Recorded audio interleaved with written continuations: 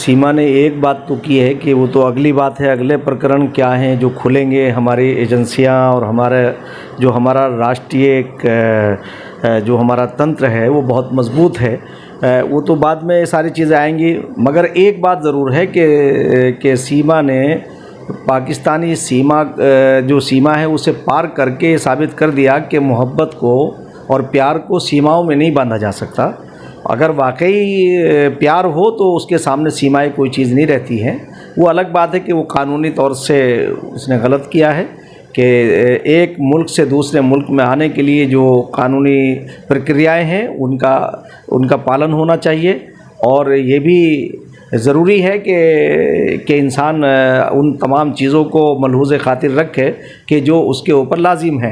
यानी दो मुल्क अलग अलग हैं और दोनों मुल्कों की अलग अलग उनके अपने कानून हैं। उन कानूनों का उल्लंघन नहीं करना चाहिए। उसके उल्लंघन करने की बिना पर वो जेल में भी गई और अब हमारे जो प्रशासनिक व्यवस्था है उसने उन्हें ज़मानत दी है और वो दोनों अपनी अपनी बातें कर रहे हैं और अलग अलग मीडिया से भी बहुत सारी चीज़ें निकल करके सामने आ रही हैं।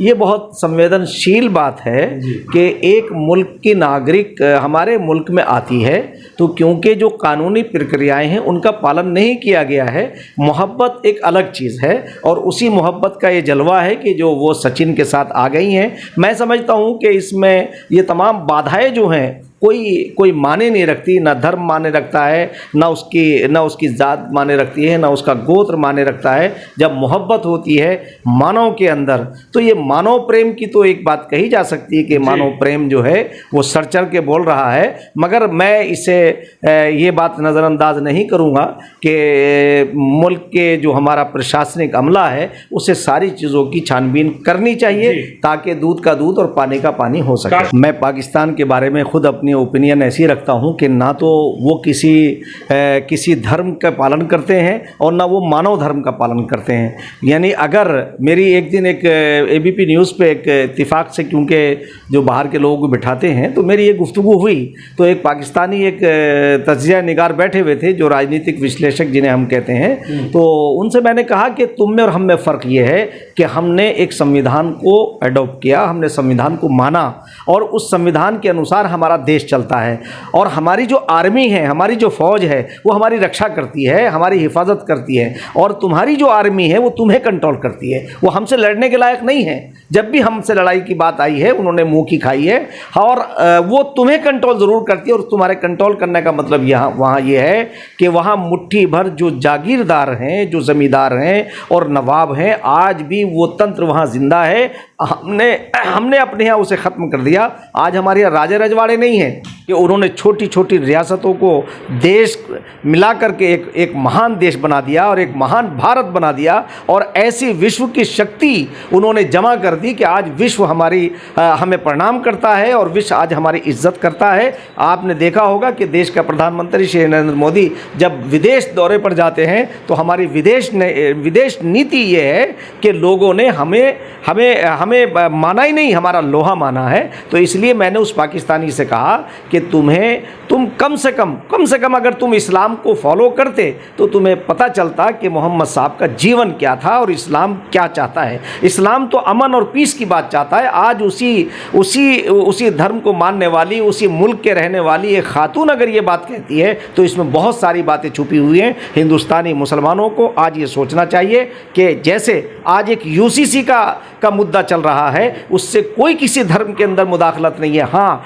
ठेकेदारी प्रथा ज़रूर कमज़ोर होगी और जो ठेकेदारी प्रथा नीचे से पनप रही है मुसलमानों में वो कमज़ोर होनी चाहिए। आज मैं समझता हूं कि सीमा ने यहां आकर के और अपना वक्तव्य दे करके उसने ये साबित किया है कि हिंदुस्तान के अंदर लोग हज़रत मोहम्मद साहब को ज़्यादा फॉलो करते हैं, उन्हें आइडियल के तौर से मानते हैं। और मैं ये कहता हूँ कि जितने भी हमारी पर्सनालिटियाँ गुजरी हैं, पुरुषोत्तम मर्यादा श्री राम, श्री कृष्ण, श्री कृष्ण, ये सब के सब वो पर्सनालिटियां हैं, वो हमारी हस्तियां हैं जो हमारे लिए, हमारे देश के लिए आइडियल हैं। और आइडियल के तौर से हमें इन सबको देखना चाहिए कि अगर हमने इनके जीवन को अपने अंदर उतारा तो मैं दावे के साथ कह सकता हूं कि जैसे आज सीमा का ये वक्तव्य है, ये पूरे विश्व का वक्तव्य होगा। इसलिए कि हम भारत के लोग, हम भारत के लोगों की जो संस्कृति है, अभी हमारा जो विश्व योग दिवस था उसके ऊपर जो है आज की हमारी सरकार ने, हमारे प्रधानमंत्री श्री नरेंद्र मोदी जी ने, और मैंने आज उसमें मैं भागीदारी मैंने की विश्व योग दिवस पर आदरणीय, परम आदरणीय स्वामी रामदेव जी महाराज के साथ। उस वक्त हमने कहा ये जो हमारा उन्वान था, इसका जो विषय था इस नवे योग दिवस का, वो था वसुधैव कुटुंबकम। वसुधैव कुटुंबकम यानी हम पूरी वसुधा को, पूरे विश्व को अपना परिवार मानते हैं। तो हम स्वागत करते हैं उस सीमा अपनी बहन का कि वो हमारे बीच में आई है। हम वसुधैव कुटुंबकम की संस्कृति के मानने वाले हैं, पूरे विश्व को एक परिवार मानते हैं, उसका स्वागत है। मगर अगर वो किसी और नियत से है तो ये फिर बहुत दुर्भाग्य की बात होगी। तो इसलिए मैं आज ये बात तो आपके माध्यम से विनोद शर्मा कहूँगा कि हमारे देश की जो संस्कृति है, अनेकता में एकता, जो हमारा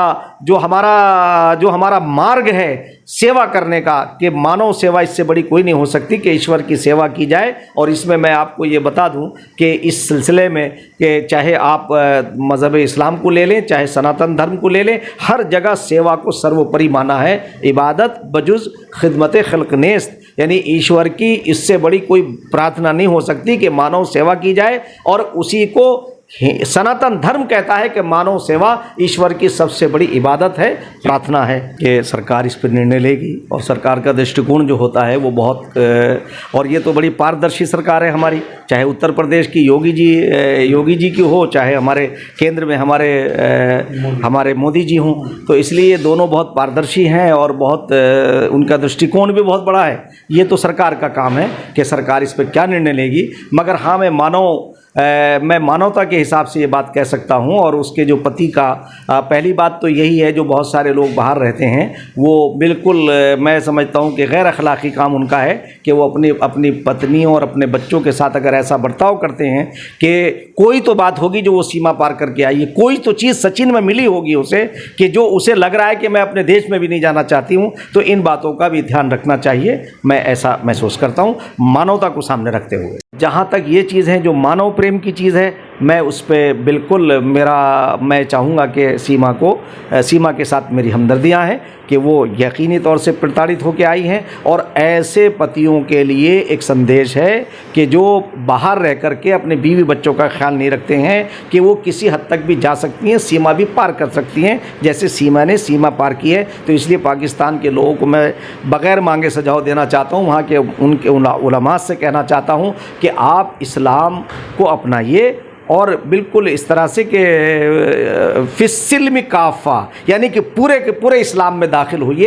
अगर आपने पूरी तरह से इस्लाम को अगर आपने फॉलो किया तो आप कभी भी कश्मीर में आतंकियों को नहीं भेजोगे। अगर आपने इस्लाम को आपने स्वीकार किया होता तो कभी भी तुम 9/2/11 का हमला हमारे यहाँ नहीं कर सकते थे। इसलिए मैं पाकिस्तान के लोगों से कहना चाहता हूँ, वहाँ के उलमा से कहना चाहता हूँ कि आपको इस्लाम को फॉलो करना चाहिए। इस्लाम अमन की, पीस की, भाईचारे की बात करता है, मानवता की बात करता है। उनसे मैं संदेश देना चाहता हूं विनोद शर्मा आपके जरिए से कि आप इस्लाम को और मोहम्मद साहब के जीवनी को पढ़िए और उनके जीवन पर अगर आपने अमल किया तो मैं दावे के साथ ये कहता हूं आप एक अच्छे पड़ोसी होंगे। और एक पड़ोस का हक अगर आप अदा करेंगे तो मैं समझता हूं तुम्हारी गुर्बत भी दूर होगी जो आज परेशानी में हो। और तुमने जो वहां लोकतंत्र का मजाक बनाया है, जो लोकतांत्रिक मूल्यों को तुमने अपने पैरों के नीचे रौंदा है, तुम्हारी जो आर्मी है वो वहां तुम्हारे ऊपर एक डिक्टेटर बन के खड़ी होती है। और आज 75 साल के अंदर हम बड़ी बेबाकी के साथ रहते हैं, आपस में रहते हैं, आपस में एक दूसरे के साथ रहते हैं। हमारे धर्म अलग अलग हो सकते हैं